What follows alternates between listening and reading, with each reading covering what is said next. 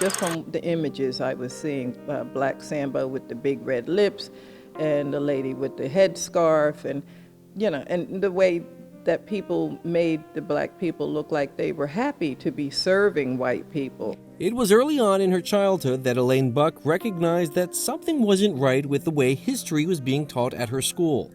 Buck, along with her longtime friend Beverly Mills, grew up in Hopewell Township, a small, predominantly white town in central New Jersey. We never learned that there was slavery in New Jersey. You're walking in an area, living in an area, growing up in an area where enslaved people walk before you.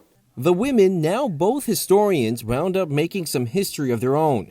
In 2006, they successfully stopped a developer from paving a driveway over an unmarked African-American burial ground in a nearby town. That catapulted the two into digging into the community's long-lost African-American history.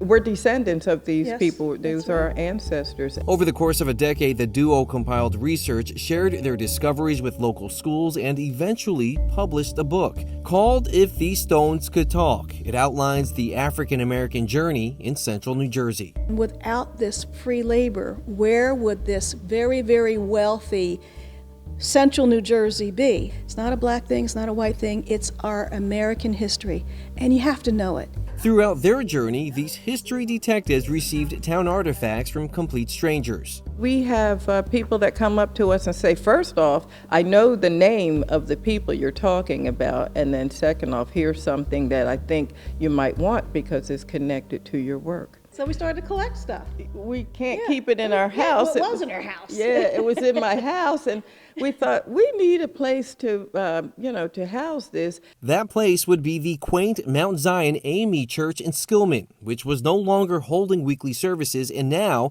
housing these pieces of local history.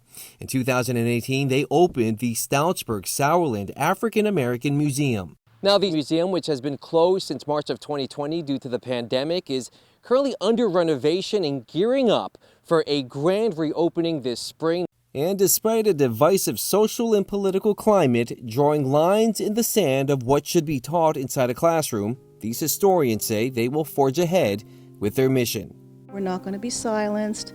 We're not going to pull back from our story because someone might feel offended or hurt. They show no signs of slowing down. In Skillman, I'm Andrew Ramos, Pix 11 News.